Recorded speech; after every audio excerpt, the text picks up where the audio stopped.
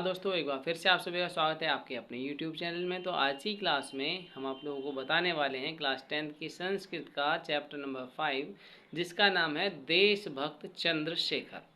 तो आइए इसकी व्याख्या स्टार्ट करते हैं। स्थान पहला प्रथम दृश्य यानी पहला दृश्य जिसका वर्णन किया गया है। स्थानम वाराणसी न्यायालय न्यायाधीशस्य पीठे एक दुर्धुषा पार्षिक तिष्ठति।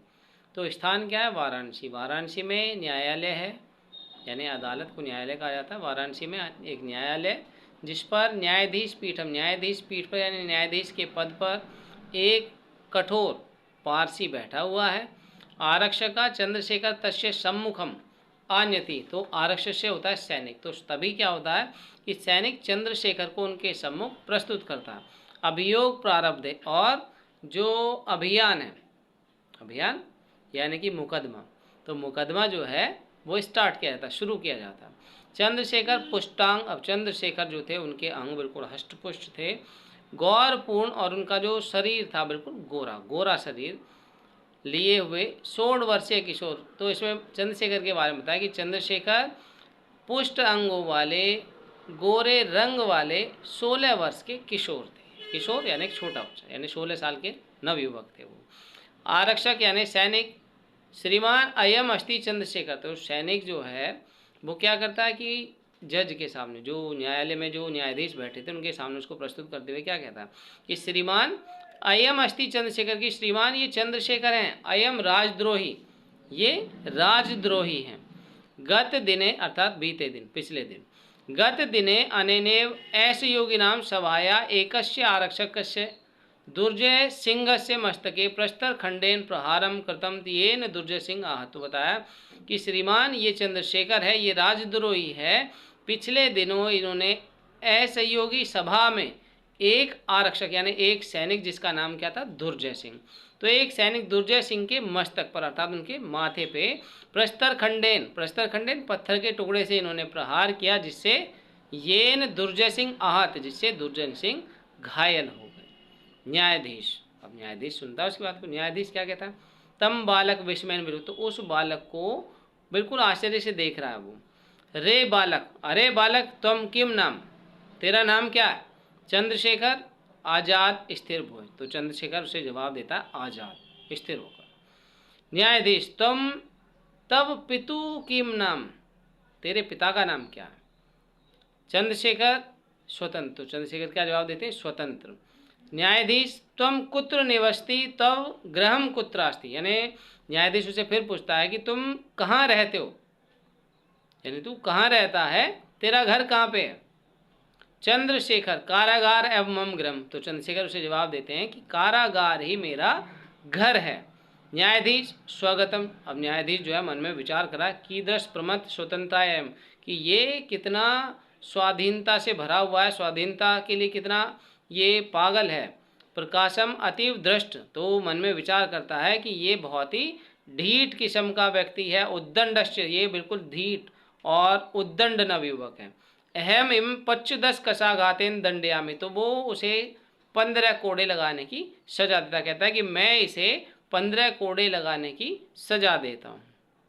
चंद्रशेखर नास्ति चिंता, तो चंद्रशेखर इस बात को सुनकर, उसकी जो सजा है उसे सुनकर क्या कहता है? नास्ति चिंता, की चिंता नहीं है। तो ये था आपका प्रथम दृश्य।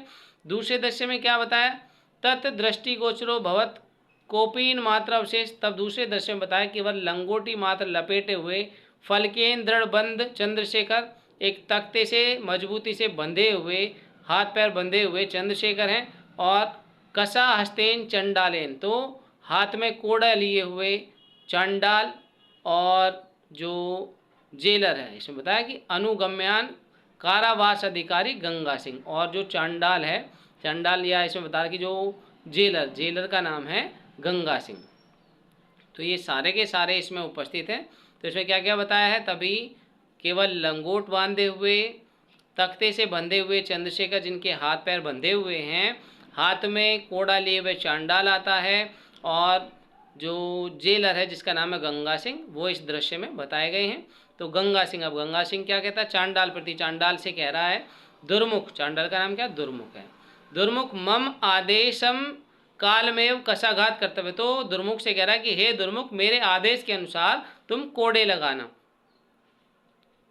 चंद्रशेखर प्रति, चंद्रशेखर से वो क्या कहता है, रे दुर्विनीत युवक की, हे उद्दंड युवक, लभस्य इदानी स्वामियान फलम, कि ले अपनी जो धूर्तता है, तूने जो उद्दंडता की है, अब उसका लाभ ले, तो उसे उसका फल मिलेगा अभी, तो उसे फल को प्राप्त कर। कुरु राजद्रोह, और उसे मारते हुए क्या कहना चाह रहा, उसे कह रहा कि कर और राजद्रोह। तो क्या कहा, दोबारा से एक बार समझे।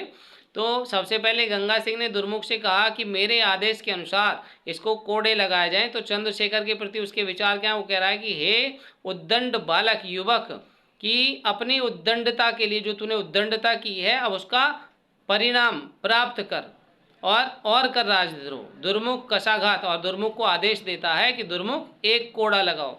तो दुर्मुख चंद्रशेखर कश्या ताड़यति, तो दुर्मुख उसके आदेश के अनुसार क्या करता है, एक कोड़ा लगा देता। तो चंद्रशेखर जयतु भारत, तो जैसे ही कोड़ा लगा तो चंद्रशेखर क्या कहता है, जयतु भारत, अर्थात भारत की जय हो।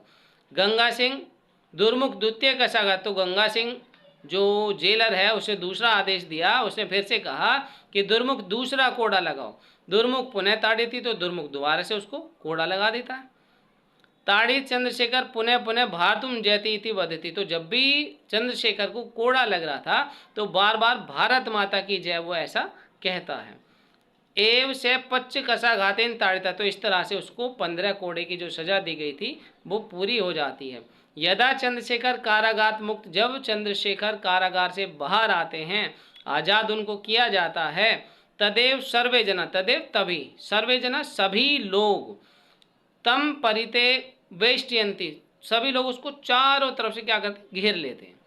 बहव बालक तस्य पाद्यो पतंती, और कई सारे जो बच्चे हैं उनके पैरों में गिरने लगते हैं। तम माला भी अभिनंदयति, और माला के साथ उनका अभिनंदन किया जाता है। तो जेल से बाहर आते ही क्या हुआ कि जैसे ही वो जेल से बाहर आए, कारागार से बाहर आए, तो सभी लोगों ने, आसपास जो बाहर के लोग थे उन्होंने उसे घेर लिया चारों तरफ से। घेरने के बाद कुछ बच्चे जो थे उन्होंने उसके चरणों को स्पर्श किया और मालाओं के साथ उसका अभिनंदन किया। चंद्रशेखर किमिद क्रियति भवति, तो चंद्रशेखर उनसे कहता है कि ये आप क्या कर रहे हैं। वयम सर्वे भारत मातु अनन्य भक्ता, की हम सभी भारत माता के अनन्य भक्त हैं। तस्या शत्रुनाम कृते मदियाम इमे रक्त बिंदु अग्नि फुलुंगी भविष्यति, तो उसने अब उत्साह के साथ बढ़ के क्या कहा कि हम सभी भारत माता के अनन्य भक्त हैं और भारत माता के शत्रुओं के प्रति मेरे रक्त की एक एक बूंद एक चिंगारी की तरह उबड़ेगी या एक चिंगारी की तरह आगे बढ़ती रहेगी। जय तुम भारतम, भारत माता की जय हो। इति उच्चे कथयंत सर्वे गच्छन्ति, ऐसे ऊंचे स्वर में नारे लगाते हुए सभी वहां से चले जाते। तो ये हमने आपको 5वें लेसन की व्याख्या आज बताई। आशा करते हैं आपको ये समझ में आ गई। इसी तरह की व्याख्या और इम्पोर्टेंट क्वेश्चन लेकर जो बोर्ड एग्जाम में आपके लिए बहुत ही ज़्यादा ज़रूरी हैं, हम आपसे मिलते हैं नेक्स्ट क्लास में। नमस्कार।